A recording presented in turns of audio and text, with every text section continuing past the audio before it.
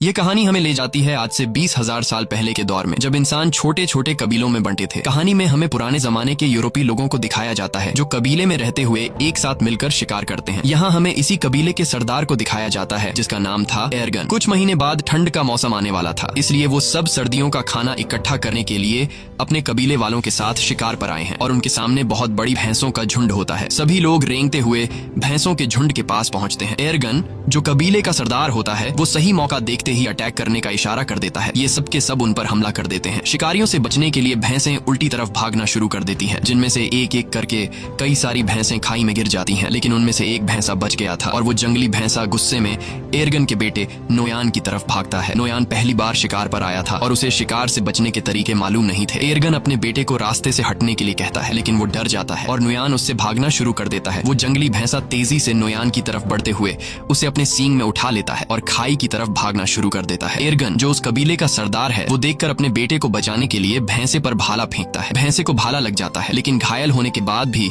वो नोयान को नहीं छोड़ता और नोयान को खाई से ऊपर उछाल देता है। और यहाँ से कहानी जाती है फ्लैशबैक में, यानी कि एक हफ्ता पहले, जहाँ पर हम देखते हैं कि कबीले के लोग शिकार की तैयारी कर रहे हैं। वो पत्थरों से अलग अलग तरह के नुकीले हथियार बना रहे थे। ये सिर्फ तैयारी नहीं थी, बल्कि नए लोगों को शिकार में हिस्सा लेने के लिए इस तरह के पत्थर बनाने पड़ते थे। जो सबसे तेज और नुकीला हथियार बनाएगा उसे शिकार के लिए सिलेक्ट कर दिया जाएगा। इस प्रतियोगिता में एर्गन का बेटा नोयान भी पास हो जाता है। उसी रात को नोयान की माँ एर्गन से कहती है, नोयान को अपने साथ शिकार पर मत ले जाओ, वो अभी बच्चा है, मैं उससे बहुत प्यार करती हूँ और उसे खोना नहीं चाहती। एर्गन कहता है, सर्दियाँ आने वाली हैं और साल के इस वक्त में सभी शिकार करने के लिए जाते हैं। अगर हम शिकार पर नहीं गए तो हम सर्दियों में भूख से मर जाएंगे और नोयान को खुद को साबित करना होगा कि वो मेरा बेटा है। अगली सुबह सभी कबीले वाले शिकार के लिए निकल रहे होते हैं, लेकिन नोयान की माँ नोयान के लिए बेचैन हो रही थी कि कहीं मेरे बेटे को कुछ हो न जाए। लेकिन एर्गन उसे तसल्ली देता है, तुम परेशान मत हो, नोयान को कुछ नहीं होगा। और वे सब शिकार पर निकल जाते हैं। थोड़ी दूर आगे जाने के बाद यहाँ पर एक दूसरा कबीला भी आता है जो उन्हीं की तरह शिकार करने के लिए निकला है ताकि सर्दियों के लिए खाना इकट्ठा कर सके। बहुत लंबा सफर तय करने के बाद वो सब एक पत्थर के ढांचे तक पहुँचते हैं जो कभी उनके पूर्वजों ने बनाया था। ये सफर बहुत खतरनाक होता है। इस सफर में उनके कई पूर्वजों ने अपनी जान गंवाई है, इसीलिए उन्होंने पूर्वजों की याद में यह पत्थर का ढांचा बनाया होता है। आगे चलने के बाद उन्हें एक जंगली सुअर दिखता है जिसे वो भाले से घायल कर देते हैं। एर्गन अपने बेटे नोयान से कहता है कि तुम इसे मारोगे, लेकिन नोयान ने पहले कभी शिकार नहीं किया था। वो इसे देखकर घबरा जाता है और नोयान उसकी जान नहीं लेता, इसलिए एर्गन उसके हाथ से पत्थर का खंजर छीनकर जंगली सुअर को मार देता है। और उसके बाद एर्गन अपने बेटे से कहता है, तुम इतने कायर निकलोगे, ऐसा मैंने कभी नहीं सोचा था। यहाँ सिर्फ ताकतवर जिंदा रह सकते हैं, यही जंगल का कानून है। रात के अंधेरे में जब ये सब अपने शिकार को खा रहे होते हैं तभी कुछ अजीब सी आवाजें सुनाई देने लगती हैं, जिससे एर्गन सभी को होशियार रहने को कहता है। तभी वहाँ अचानक एक शेर आता है और उनमें से एक लड़के को उठाकर ले जाता है। अगली सुबह वो उस लड़के की याद में एक छोटी सी समाधि बनाते हैं और शिकार की तलाश में आगे का सफर तय करते हैं। लेकिन कई मीलों का सफर तय करने के बाद भी उन्हें कोई शिकार नहीं मिलता। पूरा दिन चलने के बाद रात को ये सब एक गुफा में रहने का फैसला करते हैं, जहाँ एर्गन अपने बेटे नोयान के हाथ में तारों के कुछ टैटू बनाता है और उसे बताता है कि ये तारे तुम्हें रात को आसमान में दिखेंगे और जब तक उनका पीछा करोगे तो वापस अपने घर पहुंच जाओगे। दरअसल ये एक तरह का नक्शा है कि उनका घर किस तरफ है, यानी अगर कोई शिकार के दौरान भटक जाए तो वो इस नक्शे का सहारा लेते हुए अपने घर वापस पहुंच सकता है। सुबह होने के बाद एक बार फिर से ये शिकार की तलाश में निकल पड़ते हैं और तभी उन्हें जंगली भैंसों के पैरों के निशान दिखते हैं, जिसे देखकर सब खुश हो जाते हैं। अब ये जंगली भैंसों का शिकार करना शुरू करते हैं और यहाँ वो सीन आता है जब एक जंगली भैंसे ने नोयान को पहाड़ी से उछाल दिया था। कहानी वापस प्रेजेंट में आती है जहाँ दिखाया जाता है कि जब नोयान को चट्टान से उछाला गया तो वो नीचे जा गिरा, लेकिन वो चट्टानों के बीच एक पत्थर को पकड़कर लटक जाता है। एर्गन जल्दी से वहाँ पहुँच जाता है और अपने बेटे से कहता है, हिम्मत मत हारना, मैं तुम्हें बचा लूंगा। लेकिन तभी वो पत्थर टूट जाता है जिसे पकड़कर नोयान लटका हुआ होता है। नोयान चट्टानों से टकराता हुआ नीचे गिरता है और चट्टानों के बीच में बने हुए एक छोटे से रास्ते में जा गिरता है। एर्गन अपने बेटे को बचाने के लिए जाना चाहता है, लेकिन उसके कबीले वाले लोग उसे रोक लेते हैं। वो कहते हैं, अब यहाँ से नीचे जाने का कोई रास्ता नहीं है, तुम्हारा बेटा अब इस दुनिया में नहीं रहा, हम तुम्हें खोना नहीं चाहते, तुम हमारे कबीले के सरदार हो, तुम्हारी जिम्मेदारी है कि तुम हम सब की हिफाजत करो और हमें वापस घर ले चलो। लेकिन एर्गन किसी की भी बात को मानने को तैयार नहीं था। वो पूरी रात उसी चट्टान के किनारे बैठकर अपने बेटे को आवाजें देता रहता है, लेकिन आखिरकार उसे समझ आ जाता है कि अब मेरा बेटा इस दुनिया में नहीं रहा। और अगली सुबह तक जब उसका बेटा नहीं आता तो उसके तमाम साथी नोयान की याद में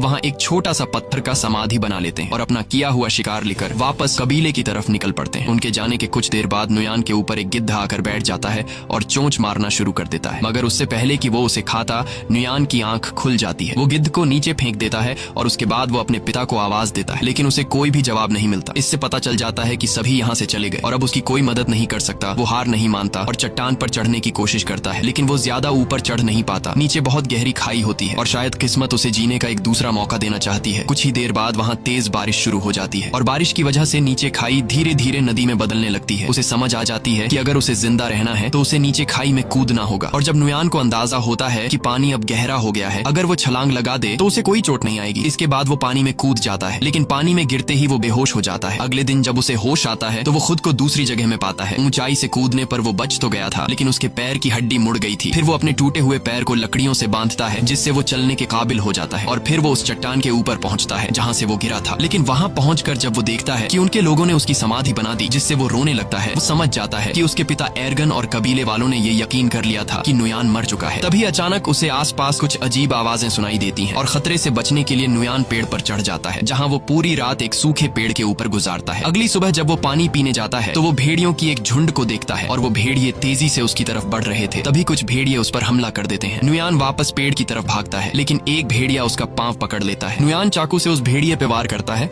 जिससे वो भेड़िया जख्मी होकर नीचे गिर जाता है और नुयान जल्दी से पेड़ पर चढ़ जाता है। सारी रात भेड़िए नीचे उसका इंतजार करते हैं, लेकिन जब सुबह होती है तो सब भेड़िए जा चुके होते हैं। सिर्फ वही जख्मी भेड़िया वहां पर मौजूद होता है जिसे कल उसने चाकू से मारा था। नुयान सबसे पहले अपने चाकू से अपने लिए एक भाला बनाता है और भेड़िए को मारने जाता है, लेकिन जख्मी भेड़िए को मारते वक्त उसे रहम आ जाता है और वो उसे मारने का इरादा बदल देता है। इसके बाद वो पहले उसके मुंह को पट्टी से बांध लेता है और फिर उसे उठाकर उस गुफा में ले जाता है जहां वो अपने कबीले के साथ एक रात ठहरा था। अगली सुबह उठकर वह जड़ी बूटी ढूंढने निकल पड़ता है और फिर उन जड़ी बूटियों को पीस कर अपने पैर पर लगाता है। इसी बीच जब वह पानी पी रहा होता है तो वह देखता है कि भेड़िया अपने मुंह पर बंधी रस्सी को खोल चुका है।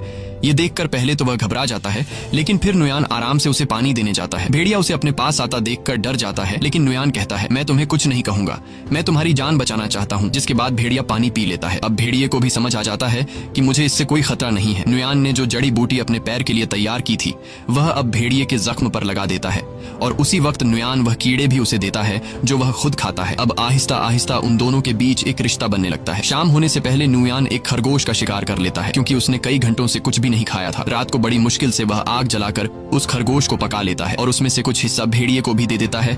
ये दोनों बुरी तरह से घायल होते हैं, इसीलिए कुछ दिनों तक उसी गुफा में रहते हैं। एक रात नुयान अपने हाथ के टैटूज को देखता है जो उसके पिता एर्गन ने बनाए थे और उन सितारों को आसमान में देखता है। वह कहता है, मुझे घर जाना होगा अपने माँ बाप से मिलने। और नुयान भेड़िए से कहता है कि तुम्हें भी अपने झुंड की तरफ लौटना चाहिए। अगली सुबह वह सफर के लिए तैयार हो जाता है। वह भेड़िए से कहता है, तुम भी अपने घर चले जाओ उससे पहले कि बर्फ पड़ने लगे, और वह वहाँ से निकल पड़ता है। लेकिन वह देखता है कि भेड़िया, जिसका नाम उसने अल्फा रखा है, वह उसके पीछे पीछे चलता आ रहा है। काफी दूर जाने के बाद भी वह भेड़िया उसका पीछा करता है। नुयान कई बार अल्फा को भगाने की कोशिश करता है, लेकिन वह पीछा नहीं छोड़ता। असल में भेड़िए को नुयान के साथ लगाव हो चुका था, क्योंकि नुयान ने उसकी जान बचाई। उसी वक्त अल्फा एक सुअर देखता है। वह उसका शिकार करने की कोशिश करता है, लेकिन कामयाब नहीं होता। नुयान समझ जाता है कि भेड़िया भूखा है। उसे वह खाना दे देता है जो खुद के लिए जमा किया था।